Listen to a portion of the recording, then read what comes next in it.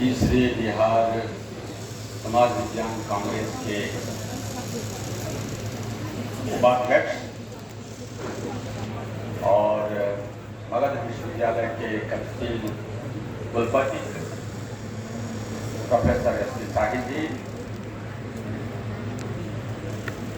Professor जी पार्थसारथी जी, professor Narayan Banerjee और इस कार्यक्रम के धुरी आप देख रहे हैं प्रोफेसर मोहम्मद एहसान साहब को किस तरह से एक एक चीज पर कड़ी नजर रखे हुए हैं और चीजों को सुला रहे हैं। मंच के दूसरे तरफ आदरणीय विश्वनाथ बाबू और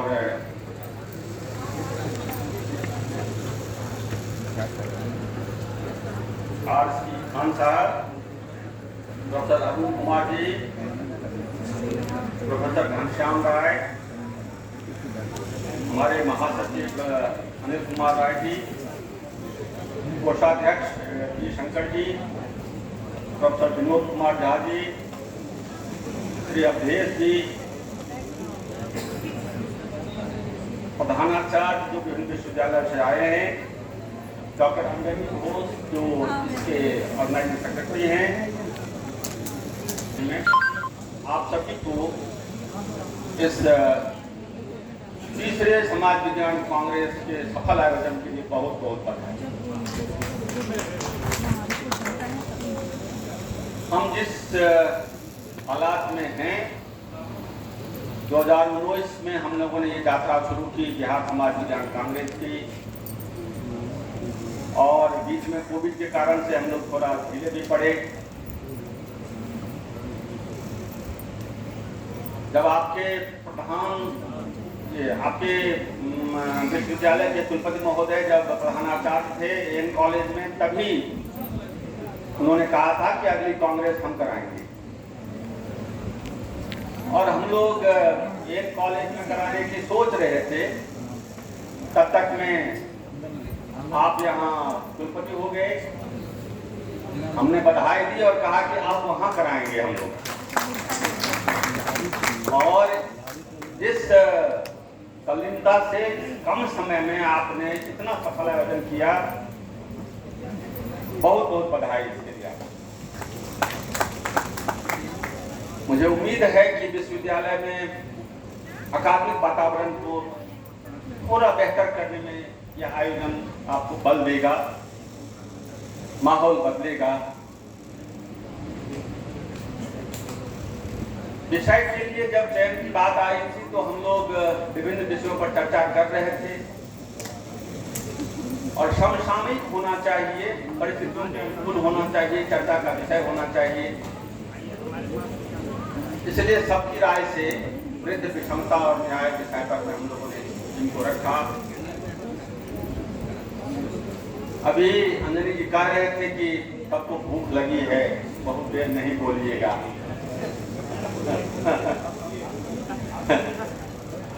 अध्यक्षीय भाषण है, सबसे बढ़िया अध्यक्ष वो होता है जो सबसे कम बोलता है।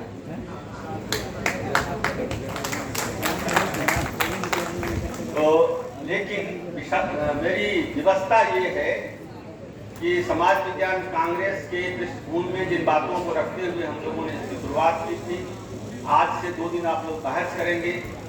थोड़ी जिज्ञासा जिसके साथ यह ज्ञान आगे बढ़ेगा, हम अपनी जिज्ञासा आपके साथ शामिल करना चाहते हैं, और उन जिज्ञासाओं के साथ हम इस चर्चा को मजबूत करेंगे आगे। ये हमारी धारणा है। बहुत अधिक समय नहीं दूंगा, थोड़ा बर्दाश्त करना पड़ेगा, माफ करिएगा। जब भी हम वृद्ध विषमता और न्याय की बात करना चाहते हैं, आपने सुना सारे विद्वान वक्ताओं को, मूल प्रश्न ये है कि हमारे पास समाज का आदर्श बोध क्या है, कैसा समाज बनाना चाहिए। जैसा आदर्श बोध होगा उस तरह के समाज के लिए हम यात्रा की परिकल्पना करेंगे। जरूरी नहीं है कि बोध है तो वो चेतना में भी परिवर्तन बोध हो सकता है। हमारे पास बहुत अच्छे चेतना हमें कहाँ ले गई और हम कहाँ पहुंचे, इसका मूल्यांकन हमको करना चाहिए। दुनिया में ढेर सारे प्रयोग हुए और उन प्रयोगों ने हमें कुछ पाथे दिया है। जब हम चलते हैं तो कुछ सफलता भी मिलती है, कुछ विफलता भी होती है। सफलता हमारे लिए उत्साहवर्धक होता है, लेकिन विफलता उससे कम उत्साहवर्धक नहीं होता है, क्योंकि हमें सचेत करता है कि कहाँ चलना चाहिए, कैसे चलना चाहिए, कहाँ रुकना चाहिए, क्या प्रिकॉशन लेनी चाहिए। अक्सर चर्चा होती है अमेरिकन वॉर ऑफ इंडिपेंडेंस में सबसे पहले इक्वालिटी की बात आई और वहां से हम लोगों ने शुरू किया। ये सोशल साइंस का डिस्कोर्स है, हिस्ट्री का डिस्कोर्स है, वहां लोग करते हैं। फ्रेंच रिवॉल्यूशन से लिबर्टी, इक्वालिटी, फ्रेटर्निटी की डिबेट आई और एक और ग्रुप मिला उसको। आज दुनिया का कोई देश नहीं है जो इन तीन मूल्यों को नकार सके। पब्लिकली कोई ये कहने की हालत तो नहीं है कि लिबर्टी नहीं चाहिए, इक्वालिटी नहीं चाहिए या फ्रेटर्निटी नहीं चाहिए। अब हिडन एजेंडा सबका अलग अलग हो सकता है, मैं उसकी बहस नहीं जाता हूँ, लेकिन पब्लिकली ये स्वीकार हो गया कि ये तीन मूल्य जीवन के लिए बहुत आवश्यक है। उस रास्ते पर हम चले गए। इंडस्ट्रियल रिवॉल्यूशन हुआ, हमारे थकान को कम कर दी गई, हमारे मेहनत कम हुए, चीजें आगे बढ़ी। लेकिन आपने सुना खान साहब को इस टेक्नोलॉजी ड्रिवन दुनिया में हम कहाँ पहुंचे और क्या विसंगतियां भी पैदा हुई, उस पर भी चर्चा करेंगे। और तीसरी जो बात हुई वो अक्टूबर महाअक्टूबर क्रांति जो हुई थी, जिसने ये साबित किया कि शोषण मुक्त समाज की भी संभावना बनती है। फिर बिखरा बाकी चीजें आई, लेकिन एक संभावना है कि ऐसा भी समाज बनाया जा सकता है। ये जो liberty, equality, fraternity, technological flight और जो सोशल समाज की रचना की बनी, ये तो दुनिया के पैमाने पर जहाँ दिख रहा था, ऐसी बात है। हमारे वक्ताओं ने कहा कि हिंदुस्तान में भी ये पहले ये सारी बातें थी हमारे पास बोध में। मैं बार बार बोल रहा था, चेतना में नहीं, बोध में। जब हम रोमांटिक हो जाते हैं अपने ट्रेडिशनल नॉलेज को लेकर के, तो मैं रेखांकित करना चाहता हूँ कि रोमांटिसिज्म ठीक तो है, लेकिन जब इस चेतना में परिवर्तित नहीं होता है तो रोमांटिसिज्म बहुत खतरनाक है। क्योंकि हमारे पास हम कहते थे कि सर्वे बहुत सुनने की बात हमने कहा कि अपना पराया का ज्ञान करना ये छोटे दिमाग वाले, छोटे बुद्धि वाले लोग करते हैं। उदाहरण के लिए सारी दुनिया जब आप पेट में एंटर किए होंगे तो बस बड़ा सा बोर्ड लगा हुआ, पूरा दुनिया ही हमारा परिवार है। फिर हम क्यों बटे, क्यों लड़े? रियलिटी तो है कि हम लड़े। ठीक उसी तरह से हमारे पास बोध था कि मातृवत परदार है, लेकिन मातृवत तो कहा स्त्रियों के लिए, लेकिन स्त्रियां कहाँ है आज? इतनी लड़ाई और संघर्ष के बीच स्त्रियां जी रही है, घर से लेके बाहर तक।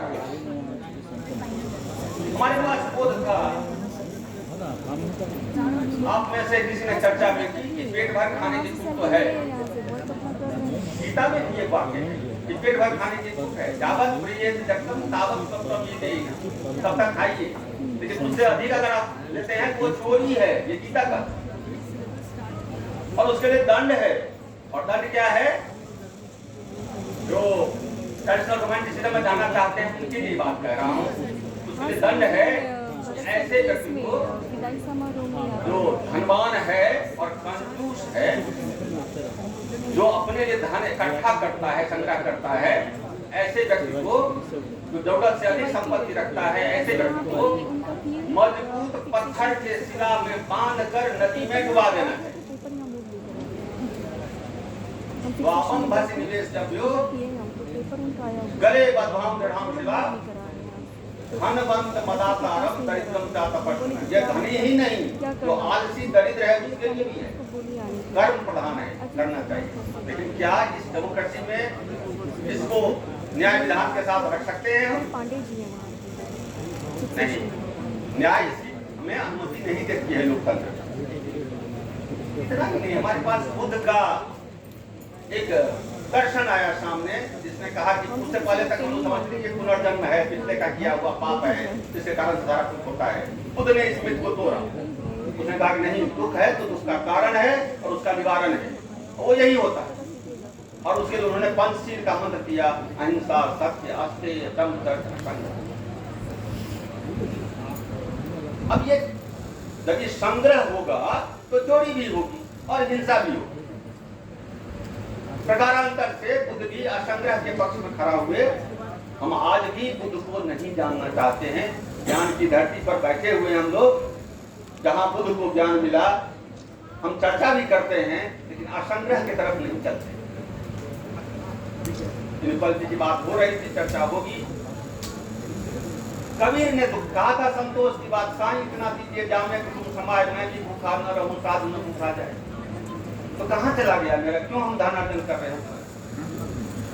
बहुत बात होती है आजकल, रामायण की चर्चा बहुत हो रही है, लेकिन रामायण में विनय पत्रिका में जब तुलसी ने दर्द बयां किया है कि जीविका विहीन जन विद्यमान सोच बस कहे लोग लोगन से, कहा जाए का करी। तो मध्यकालीन युग में जो दरिद्रता थी, गरीबी थी, बेरोजगारी थी, वह हमारे स्वर्णिम भारत के उस सपना से थोड़ा बाहर निकलता है। लेकिन आने वाले दिनों में जिस तरह से समाज आगे बढ़ा, लड़ाइयों के दौर में दुनिया जिस तरह से बदल रही थी, सुभाष चंद्र बोस का साम्यवादी गणतंत्र, भगत सिंह का शोषण मुक्त समाज, गांधी का अहिंसक समाज रचना, बाबा साहेब का सामाजिक लोकतंत्र, इन सभी को अगर आप ध्यान से देखें तो ये सारे बोध तो हमारे पास थे। लेकिन इसी बीच हो क्या रहा था, दुनिया में वर्ल्ड वॉर भी हो रहे थे। नॉन रिन्यूएबल रिसोर्सेज को कंट्रोल करने के लिए विश्व युद्ध लड़े जा रहे थे, लड़े भी गए, और रियलाइजेशन हुआ कि विश्व युद्ध से जो निकला वो कार्टेल जो बना, IMF, IBRD, UNO और ढेर सारी संस्थाएं वर्ल्ड गवर्नेंस की एडवाइजरी खड़ी हुई। कॉलोनी अपने को आजाद करने के लिए लड़ते थे, लड़ रहे थे। भारत में उससे एक था, और जो मुख्य बात उभर कर आई आजादी की लड़ाई के दौर में, लैंड टू बी डीलर्स, जोतने वाले को जमीन, हर हाथ को काम, हर खेत को पानी और एक मयसर खुशहाल जिंदगी, ये हमारे आजादी के नारे हुए। और उस नारों से निकल के जब फ्रीडम स्ट्रगल में लोगों ने शिरकत की, अपनी कुर्बानियां दी, देश को जीता, एक नया हिंदुस्तान का सपना देखा, और कॉन्स्टिट्यूएंट असेंबली ने हमारे लिए प्रेमबुल तय कर दिया कि हमें कैसा भारत बनाना है। और उस भारत के प्रेमबुल को जिसकी चर्चा बार बार होती है, मैं बार बार दोहराना चाहता हूँ उसको। हम भारत के लोग भारत को एक संपूर्ण प्रबुद्ध संपन्न समाजवादी स्वतंत्र निरपेक्ष लोकतंत्रात्मक गणराज्य बनाने के लिए तथा उसके समस्त नागरिकों को सामाजिक, आर्थिक और राजनीतिक न्याय, विचार, व्यक्ति विश्वास, धर्म और उपासना की स्वतंत्रता, प्रतिष्ठा और अवसर की समता प्राप्त कराने के लिए तथा उन सभी व्यक्ति की गरिमा और राष्ट्र की एकता और अखंडता सुनिश्चित करने वाली बंधुता बनाने के लिए दृढ़ संकल्प होकर अपनी संविधान सभा में आज तारीख 26 नवंबर 1949 को आत्मार्पित, अधिनियमित और आत्मार्पित करें। तो जो संविधान हमने अपने ऊपर लादे थे, ये कोई दूसरा नहीं ला के किया है, कोई हमारा अपना लादा हुआ नियम है और हम उसके साथ चल रहे हैं। समय समय पर उस पर संशोधन भी हुए, हमने प्रगति भी की। इस संकल्प को पाने के लिए हमने कई बातें की, जमींदारी उन्मूलन किया, लैंड एंड कम्युनिटी डेवलपमेंट की बात की, ट्रिकल डाउन हाइपोथेसिस के साथ चलना शुरू किए, टारगेट अप्रोच पर आए, बेसिक नीड्स अप्रोच किए, कम लोगों के साथ जाने के लिए बात में कहा कि नहीं, ये नहीं सरकार की बात का नहीं है, ये इकोनॉमिक रिफॉर्म्स आ गए, लिबरलाइजेशन प्राइवेटाइजेशन के दौर में आ गए। और फिर रेटोरिक्स भी रहे, हम लोग पार्टिसिपेटरी भी कहते रहे, इंक्लूसिव भी अपने को कहते रहे। दुनिया में जो मिलेनियम डेवलपमेंट गोल और सस्टेनेबल डेवलपमेंट गोल की बात हो रही थी, वो भी हम आज भी कर रहे हैं। जब कभी सस्टेनेबल डेवलपमेंट गोल की बात होती है तो हम तो कहते हैं कि ये चिंता तो हमारे यहाँ पहले भी थी। हम रोमांटिक्स वाले शास्त्र जो पढ़ते हैं, उपनिषद जो कर्म का शास्त्र है वो नहीं पढ़ते हैं, जहाँ सस्टेनेबल डेवलपमेंट का बेस्ट डेफिनेशन है आपको, और वो है पूर्णमदः पूर्णमिदः पूर्णात् पूर्णमुदच्यते पूर्णस्य पूर्णमादाय पूर्णमेवावशिष्यते। इस पूरी दुनिया में से आप निकालने के बाद जो पूरी की पूरी दुनिया कायनात बनी रह जाए, उसमें कोई विसंगति न पैदा हो, यही सत्य। लेकिन हमने उसको नकार दिया। बोध को ज्ञान में और चेतना बदलने का काम हमने नहीं किया है। हम रेटोरिक्स में जरूर जाते हैं, फिर भी हम आगे बढ़े हैं। बात चल रही थी DNI, TPI, GDP और बाकी चीज। 1951 से अब तक में तो 32 गुना बढ़ा लिए हैं अपनी इकॉनमी। 32 ग्रोथ रेट हमारा ओवरऑल 5% है। लेकिन ये सारी अगर आप ग्रोथ रेट का ट्रेंड्स देखेंगे, यहाँ सुविधा नहीं है, तो आपका growth rate year two year ऐसे कम होगा। कहीं कोई इस तरह का ग्रोथ नहीं है। तो हमारा बेस बहुत छोटा है आज, इसलिए जब कभी ग्रोथ मिल जाता हम रह जाते हैं। लेकिन एक दूसरी बात जो चिंता की हुई इस ग्रोथ के प्रोसेस में, ग्रोथ और एम्प्लॉयमेंट डिसजॉइंटेड होता चला। शुरू में जहां था एम्प्लॉयमेंट से रिश्ता, बाद में एम्प्लॉयमेंट एंड ग्रोथ का रिश्ता बड़ा होता गया, मतलब गैप बढ़ता गया। जॉबलेस ग्रोथ की तरफ लोग बढ़ते गए और इस जॉबलेस ग्रोथ के कारण हमारा अनएम्प्लॉयमेंट बढ़ा, गरीबी बढ़ी। प्रति वर्ष 80 लाख वर्कफोर्स जुटते हैं। ये एक अनुमान ही अब है इसलिए क्योंकि अब तो सरकार सेंसस नहीं करा रही है। क्योंकि अगर सेंसस कराएगी तो 2011 के बाद 2021 में हम कहाँ पहुंचे हैं इसकी तुलना आप कर सकते हैं, इस पर आप बहस कर सकते हैं, इसके लिए आपके पास आंकड़े हो सकते हैं। ये मौका सरकारें अब नहीं देना चाहती। अब वो जो कहती है उस पर भरोसा करती है। जो सबसे महत्वपूर्ण आंकड़े हमारे पास थे सेंसस के, वो नहीं 2021 में किए गए कोरोना के नाम पर। लेकिन इलेक्शन तो हुआ कोरोना के, रैलियां तो हुई कोरोना के, सेंसस नहीं हुए। क्योंकि आम आदमी के जिंदगी से जुड़े रोजमर्रा के आंकड़े उसमें उपलब्ध होते हैं, सबसे अधिक रिलायबल। खैर, आज हम जहां पहुंचे अगर दुनिया के पैमाने पर देखें तो 2015 में ह्यूमन डेवलपमेंट इंडेक्स जो था वो 148 देशों में, भारत की स्थिति 131। और आज अब जो हमारा स्थिति है वो एक और नीचे गए हैं, 132 हो गए।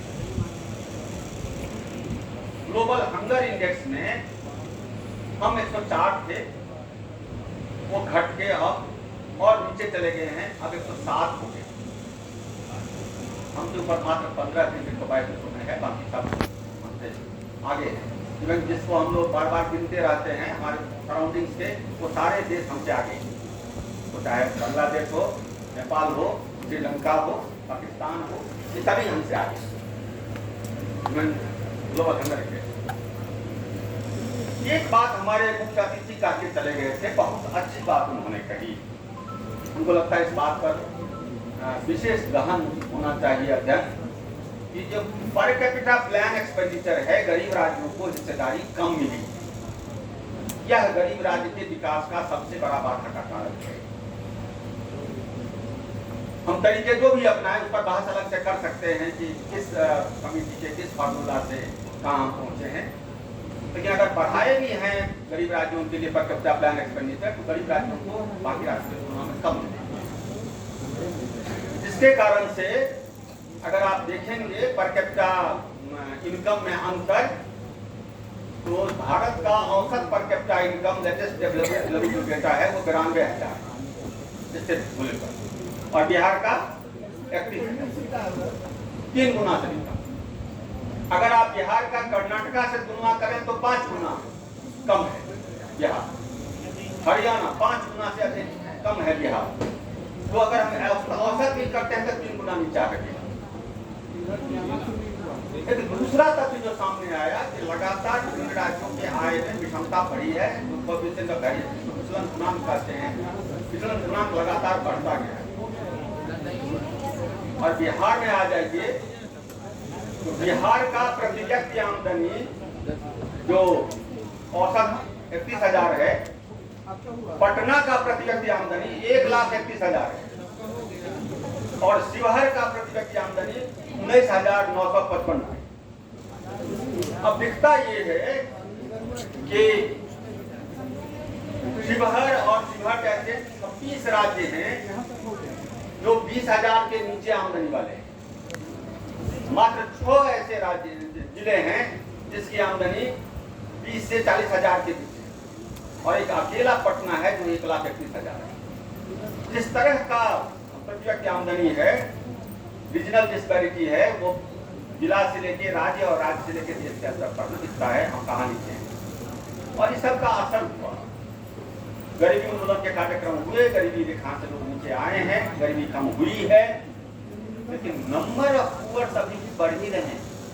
गरीबों की संख्या कम नहीं हुई, गरीबी का प्रतिशत कम हुआ है। अब उसको तो कई तरह से एक्सप्लेन करेंगे, हम वहां भी नहीं जा रहे हैं, सोचने की जरूरत है। लेकिन जो एक बात हम आपको कहना चाहते हैं यहाँ पर रेखांकित करते हुए, कि सबसे गरीब लोगों में ST, SC, OBC हैं, तो सबसे गरीब। यदि आप सोशल कैटेगरी में देखते हैं, रिलीजियस कैटेगरी में देखते हैं, तो हिंदू और मुसलमान में मुसलमान ज्यादा गरीब हैं। यदि आप लेबर को देखते हैं, तो एग्रीकल्चर और कैजुअल लेबर सबसे अधिक गरीब है। यदि आप शिक्षा के दृष्टि से देखते हैं, तो अशिक्षित और प्राइमरी एजुकेशन वाले सबसे अधिक गरीब हैं। और यदि आप गरीबी के उन मापदंडों को देखते हैं, तो जिसकी परिवार का आकार जिसका बड़ा है, वो परिवार गरीब है। इन तथ्यों को आगे तो पॉवर्टी का डेटा रिलीज नहीं हुआ, लेकिन NFHS के डेटा से जो नीति आयोग ने कुछ मल्टी डायमेंशनल इंडेक्स निकाला, उसमें बिहार, झारखंड, मध्य प्रदेश, उत्तर प्रदेश, ये 4 सबसे निर्धारित राज्य। विकास तो हुआ, हमारा ग्रोथ रेट हमारा बढ़िया हुआ, लेकिन हमारी गरीबी नहीं घटी। और अगर आप इसको देखेंगे तो मनरेगा का कार्यक्रम चलता है। एक एग्जाम्पल सिर्फ देता हूं, उस मनरेगा के कार्यक्रम में बिहार का जो जॉब कार्ड होल्डर है, उसका 0.12% लोग हैं जिनको 100 दिन रोजगार मिलता है। औसत रोजगार 8 दिन मिल रहा है पुरुषों को और 4 दिन मिल रहा है औरतों को। ये है हमारा मनरेगा। इसमें और बाकी बात हम छोड़ देते हैं, देश में भी कि समय पर आमदनी नहीं मिलती है, समय पर पैसा रिलीज नहीं होता है, जिनके पास जॉब कार्ड है उनको दिया नहीं जाता है। ये सारी विसंगतियां अपनी जगह पर हैं। मैं इन सारी बातों को हासिल रेफरेंस में देते हुए फिर पहुंचता हूं कि हमने तो कहा था कि इंस्टीट्यूशनल रिफॉर्म्स में बिहार सबसे आगे है, लेकिन भूमि की विसंगति और भूमि की जो विषमता है, भूमि वितरण की विषमता आज भी पूरे देश में बनी हुई है। लैंडलेसनेस अभी भी 15 से 16% आंध्र प्रदेश में है, 14% हिमाचल प्रदेश में है, 10% कर्नाटका में है, 12-13% महाराष्ट्र में है। इस तरह से अगर आप देखेंगे तो लैंडलेसनेस निर्भूमिता लोगों में आज भी बरकरार है। होमलेसनेस अभी 2022 में हम लोगों को सबको घर मिल जाना, 2022 एक बहुत महत्वपूर्ण साल था जिसमें सबको घर मिलना था। हमारी आमदनी दूनी होने वाली थी, हम 5 ट्रिलियन की इकोनॉमी होने वाले थे, और सारा कुछ हम कोरोना पर छोड़ के निकाल दिया को, और तब हम गिनते हैं। होमलेसनेस हमारे पास आज भी एक बड़ी समस्या बनी हुई है, और डिसेंट होम की समस्या तो बड़ी है। इन परिस्थितियों से जब आगे निकलने की हम कोशिश करते हैं, तो हमें 2 चीजों की तरफ हमारा ध्यान जाता है। कंजम्पशन इनइक्वालिटी आज भी बरकरार है। हम कहते हैं कि हम बहुत कुछ कर रहे हैं, अन्न बांट रहे हैं, बहुत कुछ कर रहे हैं, तो डिफरेंट सेंसस फॉर्म के डेटा है बताते हैं कि हमारा कंजम्पशन इनइक्वालिटी बहुत नहीं घटा। आज भी इसको समझने की जरूरत है, क्या कारण है इतने खर्चे के बावजूद भी हमारा कंजम्पशन इनइक्वालिटी कम नहीं हुआ है। हाँ, हमारे जीवन प्रत्याशा में जो विसंगतियां वो घटी और थोड़ा बहुत सुधार में आया है। हाल के वर्षों में पिछले दिनों जो भी विफलताएं थी उस पर जो चुनौतियां आई, उसके कारण से लोगों ने लोकतंत्र के कमान और गवर्नेंस एक हाथ से दूसरे हाथ में दिया। अच्छी प्रॉमिस थी हमारे पास कि 2 करोड़ रोजगार हम साल देंगे, इन्फ्लेशन कंट्रोल करेंगे, करप्शन हमारे बीच से हटेगा, किसानों की आमदनी दूनी होगी, हर को घर मिल जाएगा, और इस तरह से जब देश हम आगे बढ़ाएंगे क्योंकि उस समय डिसइन्वेस्टमेंट चल रहा था, तो नारे भी दिए जा रहे थे, मैं देश नहीं बिकने दूंगा। आउटकम क्या हुआ? इनिशिएटिव बहुत अच्छे आए, made in India, make in India से मेड इन इंडिया हमने किया, और startup India, stand up India, Ujjwala और सैनिटेशन कैंपेन, फिर इंश्योरेंस वगैरह की बात की, डिमोनेटाइजेशन, जीएसटी, लॉकडाउन, ढेर सारे पीएम गरीब कल्याण योजना हमने कम नहीं प्रयास किए हैं। निकला क्या? आज भी हमारे होमलेसनेस बरकरार है। 25 मिलियन लोगों को घर देने की जरूरत है अभी भी। ये आंकड़े होमलेस वर्ल्ड ग्रुप की तरफ से आता है। कितना सही है तो समझना मुश्किल होगा, लेकिन एनएसएस का डेटा बताया कि 45 साल की ऊंचाई पर अनएम्प्लॉयमेंट पहुंच से आ रहे हैं, 45 साल पहले अनएम्प्लॉयमेंट था, वहां पहुंच गए। रूरल कंजम्पशन हमारा 40% नीचे गिर गया। डिजिटल डिवाइड शार्प हो गया। शांति के लिए एक सही बात थी कि देश जो बचा उसके पीछे सबसे बड़ा कारण, और सबसे अधिक अगर किसी को धन्यवाद देना चाहेंगे तो किसानों को, क्योंकि सारे विपत्तियों में एग्रीकल्चर का ग्रोथ रेट हमारा इसने हमारे देश को जिंदा रखा। लेकिन फल में क्या मिला किसानों को? आपने देखा सिंगूर बॉर्डर पर, हालांकि प्रयासों से कानून वापस हुए, लेकिन उसके बाद की जो परिस्थितियां थी फिर वहीं रह गई। एमएसपी आज भी नहीं मिला। तो दो आंकड़े देकर मैं आपको ज्यादा बोझिल नहीं करता हूं कि जो कुकिंग गैस का जो भाव घट गया, उसके परसेंटेज जो उज्ज्वला योजना के तहत आनी थी वो कम हो गई है। सैनिटेशन की फैसिलिटी घट गई है, 2015 और 2021 का परसेंटेज और कम हो गया है आंकड़ा। अगर आप न्यूनेटल मोर्टेलिटी की बात करेंगे तो ये बढ़ गया है 19 राज्यों में। बच्चे का मृत्यु दर 19 राज्यों में बढ़ गया है। उसी तरह से एडवर्स सेक्स रेशियो बढ़ रहा है कई राज्यों। अगर हम चाइल्ड न्यूट्रिशन की बात करें, बाकी कुछ बात नहीं कर, खाली एनीमिया की बात कर रहे हैं। एनीमिया की स्थिति खराब हो गई है, ज्यादा एनीमिक हो गया है। औरतें ज्यादा एनीमिक हो गई है। इनइक्वालिटी ऑफ एजुकेशन की तो बात ही क्या कहना। हम जहां और जिस हालात में खड़े हैं, हमारे प्राइमरी स्कूल बंद हो रहे हैं और प्राइवेटाइजेशन के कारण से जो दिक्कतें हमारी बढ़ी है वो अपनी जगह पर है, और कोई राज्य बचा नहीं हुआ है इस मामले में। जो 15 और 21 के बीच का एनएफएसएस के आंकड़े वही थोड़ी बहुत हमको बताती है। थोड़ा बेहतर हालत में हम कहते हैं कि शहर हुआ है, गांव की हालत अच्छी नहीं। गांव और शहर की गैप बहुत बड़ा है, औरत और पुरुष के गैप बहुत बड़ा है, वो हमें बांटना है।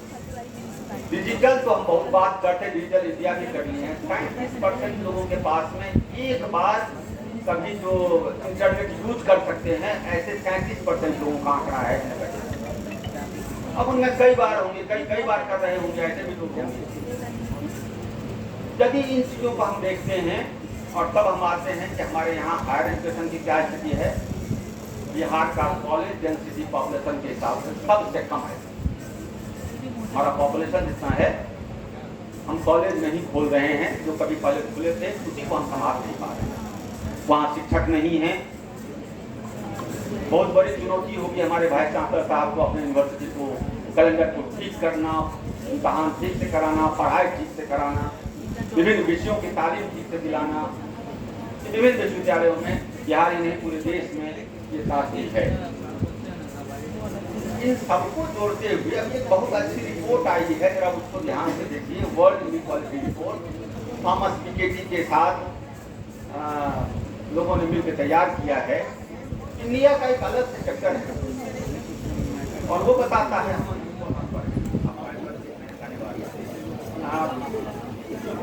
बॉटम जो 50% लोग हैं उनके आमदनी का शेयर मात्र 13%।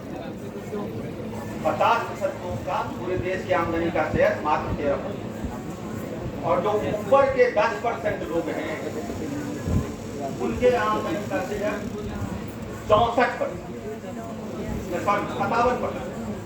और जो टॉप 1% है उसके आमदनी का शेयर 22%। 1% लोग 22% आमदनी ले रहे हैं, 10% लोग 57% आमदनी ले रहे हैं, और जो 50% लोग हैं उनके पास महज 13% की आमदनी है। ये आमदनी में, संपत्ति में स्थिति और भयावह है। मात्र 6% संपत्ति का हिस्सा 50% के सबको के पास है, और 65% संपत्ति का हिस्सा मात्र 10% लोगों के पास है, और 1% लोगों के पास 35% संपत्ति है। और ये पिछले 100 वर्षों से अगर आप देखेंगे तो नीचे के तरफ ही आया है, ऊपर नहीं गया। पिछले 200 वर्षों 1800 से लेके 2020 तक, 1820 से 2020 तक ऐसा नहीं है। अगर आप मेडिसन को पढ़े हैं, मेडिसन कहता है कि शुरू में भारत में सोने की चिड़िया थी। 1000 सदी में हम 30% वर्ल्ड के जीडीपी को कंट्रीब्यूट करते थे, और वो घटते घटते 1700 में हमने 20-22% पर अपने को रखा। और उसके बाद जो जुड़ते 16वीं शताब्दी से जुड़ते 1970-73 तक आते तक हम नीचे चल गए। अब धीरे धीरे थोड़ा, लेकिन इससे भी जो चिंता की बात है, जिस पर आप सभी चिंतित हो रहे थे कि इकोनॉमी तो ग्रो कर रही है, एम्प्लॉयमेंट का हिस्सा घट रहा है, प्रोडक्शन ऑफ प्रोडक्टिविटी का हिस्सा बढ़ रहा है, और एम्प्लॉयमेंट का हिस्सा घटता जा रहा है। जब एम्प्लॉयमेंट का हिस्सा घट जाएगा, प्रोडक्शन प्रोडक्टिविटी बढ़ेगी, तो वो खरीदेगा किसके जेब में पैसे हो? एम्प्लॉयमेंट अगर नहीं है तो सामान का क्या होगा? एक पर एक कितना दिन आप चलाएंगे? लोन इकोनॉमी आप कराएंगे, कुछ दिन किस्त कर देंगे, अंततः इस इकोनॉमी को डूबना ही होगा। क्योंकि जिस रास्ते पर हम चल पड़े हैं, इस रास्ते में प्रोडक्शन तो होगा, रोजगार नहीं बढ़ रहा। अगर रोजगार नहीं बढ़ रहा है तो खाने के जो जेब में पैसे नहीं होंगे तो कहां से चलेगा? इसलिए एम्प्लॉयमेंट की स्थिति जो जिस ग्रोथ के रास्ते पर हम चले हैं वो बहुत खराब है। और ये भारत नहीं, विश्व के ग्लोबल इनइक्वालिटी की स्थिति और खराब है। अगर विश्व की बात करें तो विश्व में आमदनी का हिस्सा जो बॉटम 50% है वो मात्र 8.5, और 52% आमदनी है 10% लोगों की। धन संपत्ति में और खराब हालत है। 50% के पास मात्र 2% संपत्ति, और जो टॉप 10% है उसके पास 76% संपत्ति है दुनिया की। यह इनइक्वालिटी जिस आधार पर आगे बढ़ रही है और चल रही है, हम लोग अब वहां से डिबेट को हटा के कहते हैं कि सस्टेनेबल डेवलपमेंट की बात करिए, क्लाइमेट चेंज की बात करिए। तो क्लाइमेट चेंज का भी आंकड़ा है, कार्बन जो कंट्रीब्यूट करते हैं, टॉप 1% 32% कार्बन कंट्रीब्यूट करते हैं, और जो नीचे का 50% है वो मात्र 1% कार्बन में कंट्रीब्यूट करते हैं। तो क्या हम डी इंडस्ट्रियलाइज होने के लिए तैयार हैं? क्या हम कार्बन के जो सिस्टम को रोकने के लिए तैयार हैं? मुझे लगता है कि मैं यहीं आपको रोकता हूं और छोड़ता हूं। जरूर मेहरबानी हमारी भी, क्योंकि आपने धैर्यपूर्वक मुझे सुना, इसके लिए मुझे तो दो बातों के साथ मैं खत्म करता हूं। एक तो यह कि दुनिया के मिसाल हैं कि सोशल एक्सपेंडिंग अगर गरीब तबकों के बीच बढ़ता है तो समाज में बेहतरी होगी। अगर सोशल एक्सपेंडिंग को आप गरीब के बीच नहीं ले जाएंगे तो दुनिया का मिसाल कहता है कि आप बेहतर नहीं कर सकते। और दूसरी बात, ये आउटकम और आउटपुट के लिए जब आप इक्वल फुटिंग पर चर्चा करेंगे तो आगे बढ़ेंगे। अगर कम और अधिक के बीच में दूरी है और तब उसको इक्वल करने की कोशिश करेंगे, वहां नहीं पहुंचती है। इसीलिए पहले वर्ग है तो वर्ग के बीच समन्वय नहीं होगा। आप धन के वितरण की बात करिए, करना पड़ेगा, नहीं करेंगे तो परिस्थिति खराब है। डेमोक्रेसी एक बहुत बड़ा औजार है गरीबों के पास भी उसको पकड़िए और अपने चुनी हुई सरकार को बाध्य करिए कि गरीबी की दिशा में काम करने के लिए आगे बढ़े। नहीं तो आप बुलेट से और संतरी से और अपने हथियारों से आप अपने को सुरक्षित नहीं रख पाएंगे यदि भूखी रहेगी दुनिया। इसलिए भूखी दुनिया को बेहतर दुनिया में बदलने के लिए जरूरत है कि पब्लिक ओरिएंटेशन के साथ डेमोक्रेटिक प्रोसेस को क्रिएट करना पड़ेगा, सार्थक लोकतंत्र की दिशा में चलना होगा। यही समय की मांग है। जितना जल्दी हम इसको सीख लें शायद हम आगे बढ़ेंगे। धन्यवाद आपको हमारे इस टॉर्चरस भाषण को सहन करने के लिए, लेकिन मेरे लिए जरूरी था कि आपको मैं इन बातों से अपने पास रखूं, क्योंकि जिस के लिए इतना अधिक प्रयास किया गया था उसके पीछे का लक्ष्य क्या था, हम क्या आपके बीच चर्चा करना चाहते थे और इन बहस को किस तरह आगे बढ़ाना चाहते थे। आपके जो डेलिब्रेशंस होंगे वो हमें आगे का मार्ग दिखाएगा कि हमें इस पर आगे चलना चाहिए। मुझे आशा नहीं, पूर्ण विश्वास है कि हम सभी मिलकर के एक ऐसे सकारात्मक गुणों के साथ हम आगे बढ़ेंगे जहां समाज की बेहतरी के लिए हम सोच पाएंगे, रास्ता निकाल पाएंगे। बहुत बहुत धन्यवाद, आपने हमें मौका